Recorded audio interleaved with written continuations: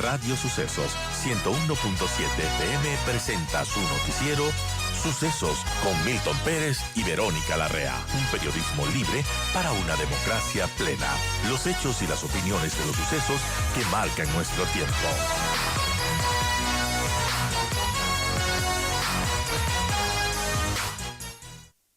Estamos con Esteban Ron, decano de la Facultad de Ciencias Sociales y Jurídicas de la UIC, que nos va a aclarar qué significa esto que ha hecho la Corte Constitucional, habilitar el trámite de reforma parcial en la Asamblea para que, bueno, se pueda modificar estos artículos, se pueda reformar y que tienen que ver con el límite del gasto electoral y el fondo de promoción electoral. Bienvenido, doctor Esteban Ron, gracias por estar con nosotros. Y bueno, ¿qué es lo que ha dicho la Corte Constitucional? ¿Cómo entender esto bueno, lo hizo público hace unos días y que va a cambiar quizás las reglas del juego en las próximas elecciones?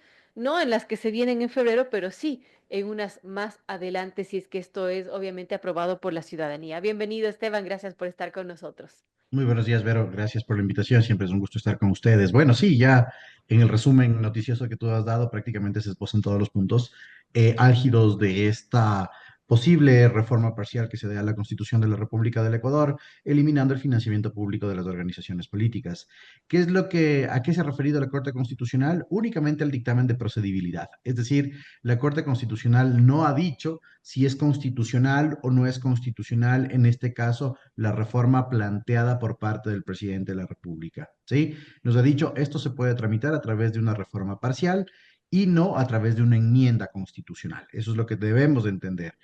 Recordemos un poquito, Vero, que la reforma parcial a la Constitución de la República del Ecuador es uno de los mecanismos menos complicados, por así decirlo, para reformar la Constitución, porque es a través de una vía legislativa para que luego y Claro. después de los cambios que se realicen haya un dictamen de constitucionalidad, ahí sí, es decir, un análisis de fondo del cambio que se haga a la Constitución y luego pasaríamos a una consulta popular, ¿no es cierto? Con eso es lo que se denomina la consulta de salida, para que esto quede con el ámbito de legitimidad que le demos los ecuatorianos en el caso de que se produzca la reforma, ¿sí? Eso es lo que está sucediendo en este momento, eso es lo que se busca por parte del presidente de la República, la eliminación total del financiamiento público de las organizaciones políticas. Pero cabe resaltar una cosa aquí, Vero, que es importante, ¿no? Como tú bien lo señalabas, es una decisión bastante dividida en la Corte Constitucional. Sí, es una votación 5-4 en la Corte Constitucional.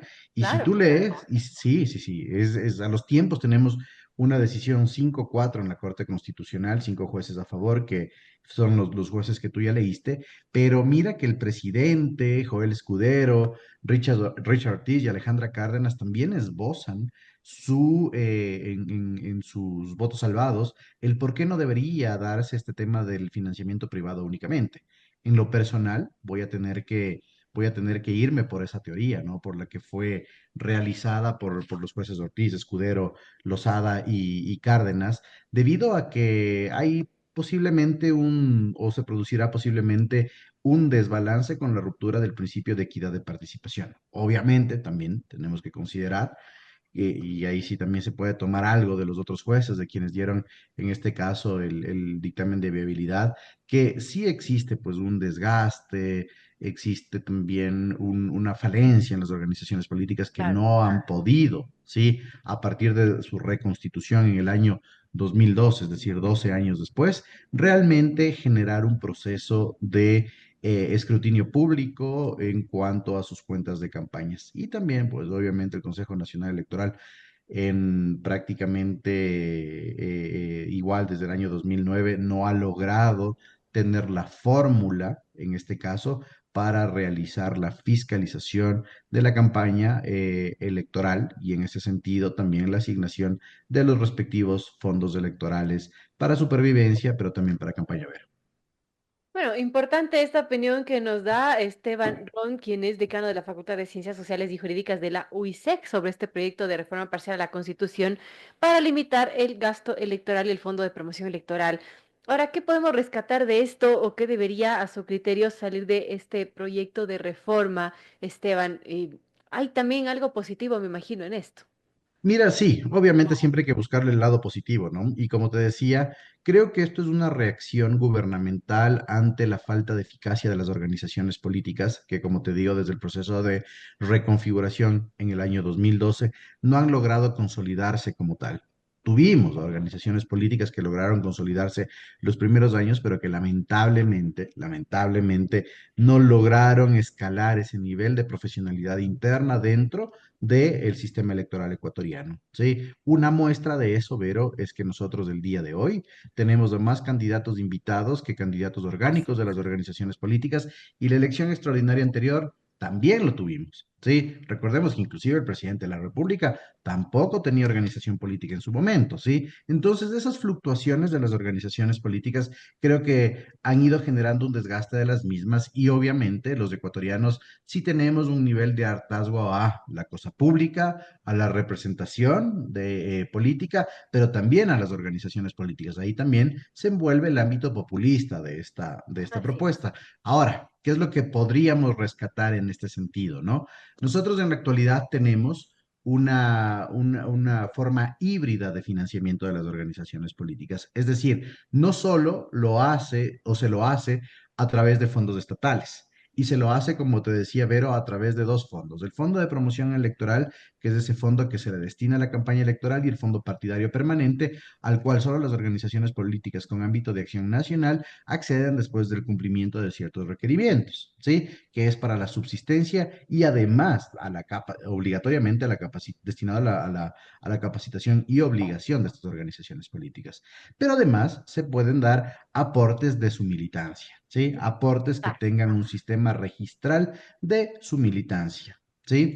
Como te decía, este es un modelo que lamentablemente ha sido ya fallido en este punto, 12 años después, y que no se ha logrado tener los controles estrictos y que inclusive podríamos ver una permeación de dineros ilícitos alrededor de las organizaciones políticas. Entonces, al pasar y tener un financiamiento estrictamente privado, las organizaciones políticas que subsistirán, Vero, serán las organizaciones políticas que definitivamente tengan ese ánimo de operación de su militancia, es decir, que los militantes, digamos que se volverán más orgánicos, pero desde el punto de vista económico. Digamos que eso es lo único a rescatar. Sin embargo, yo creo que en esta propuesta hay más preocupaciones que salvedades. Y te digo una cosa, ¿no?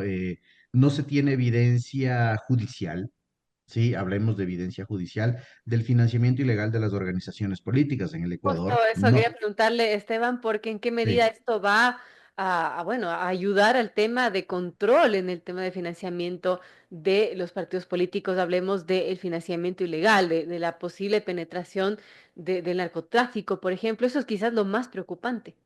Sí, eso es lo que más preocupa, Vera, pero como te decía, no tenemos todavía en el Ecuador, 12 años después, una evidencia judicial de que efectivamente haya existido dineros ilegales provenientes del narcotráfico u otras actividades ilegales dentro de las organizaciones políticas, ojo, ¿no?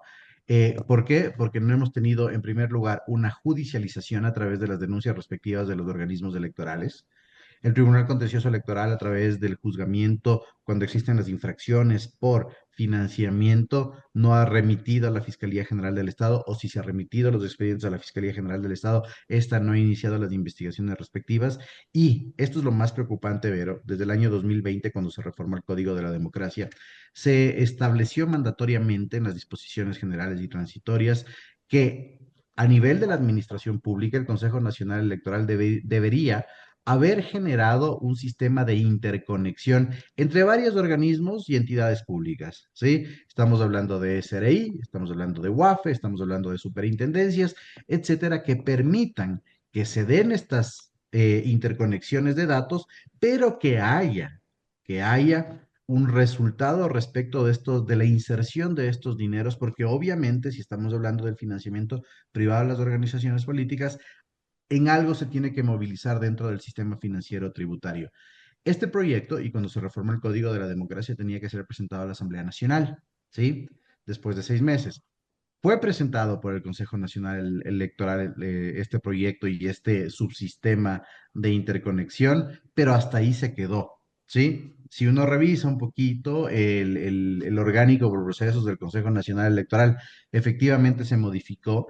Hay la unidad, en este caso, en la Dirección de Fiscalización del Gasto Electoral, pero esto ya sucedió en el año 2021, ¿sí? No hemos visto ni un solo resultado a 2024 de este sistema de interconexión, ni tampoco hemos visto ninguna alerta que se haya dado en este caso a organismos como la Fiscalía o la UAF.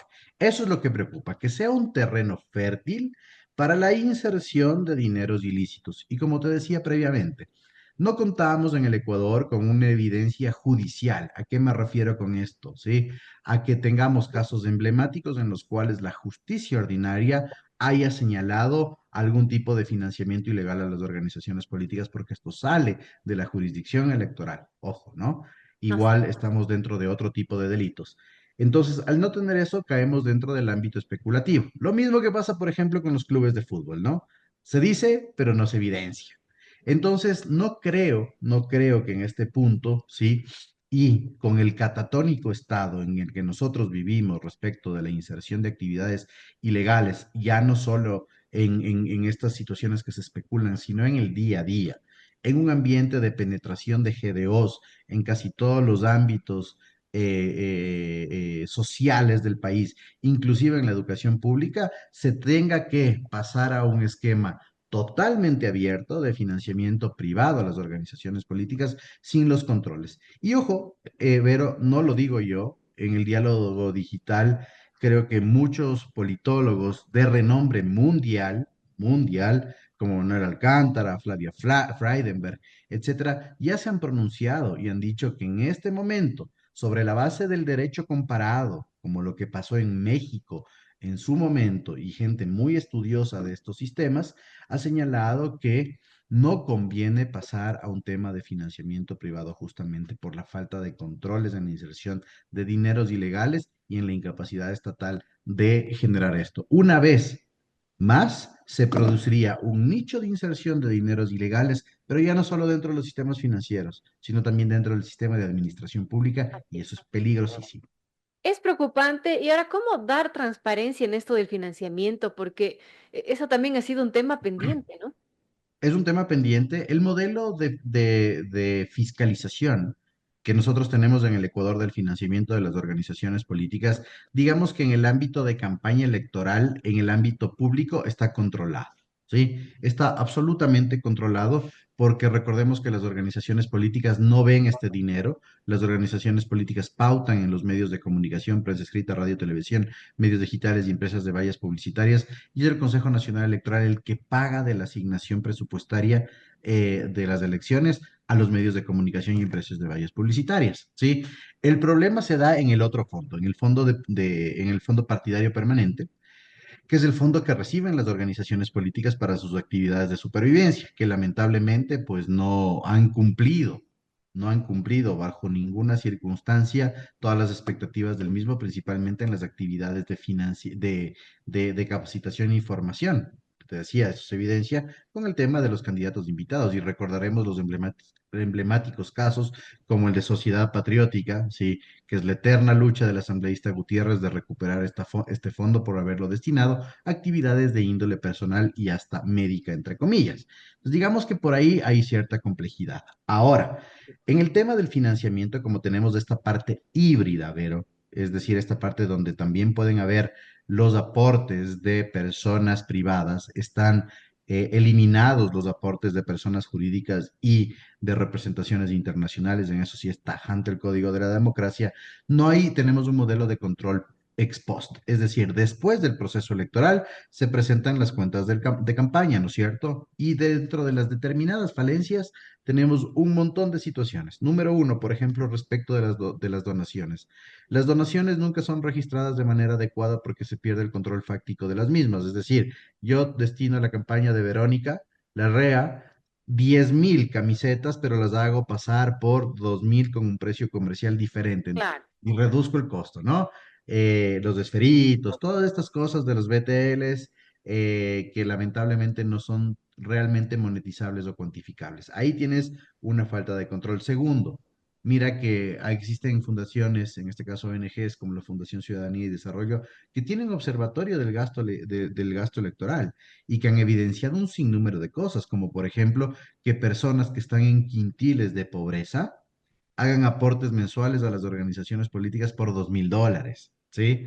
Entonces, imagínate eso. Entonces, el problema es que la trazabilidad de los datos y la interconexión no me da certeza para los resultados de fiscalización. Creo que esa es la situación más compleja y como te decía, no estoy en contra de que pasemos a un proceso de financiamiento estrictamente privado, pero para pasar a un financiamiento estrictamente privado, tú requieres todos estos mecanismos de control, todas estas fortalezas gubernamentales y estatales, necesitas manejar la data, ya no es una fortaleza, ya es un tema de generación de software, de inteligencia artificial, etcétera, para tener ese control de manera preventiva y para que justamente no se dé la inserción de dineros ilegales alrededor de la actividad política, porque recordemos que las organizaciones políticas son organizaciones públicas no estatales. Una vez que ese dinero ilegal ingrese o ya ingresó a las organizaciones políticas y tenga plena anuencia constitucional,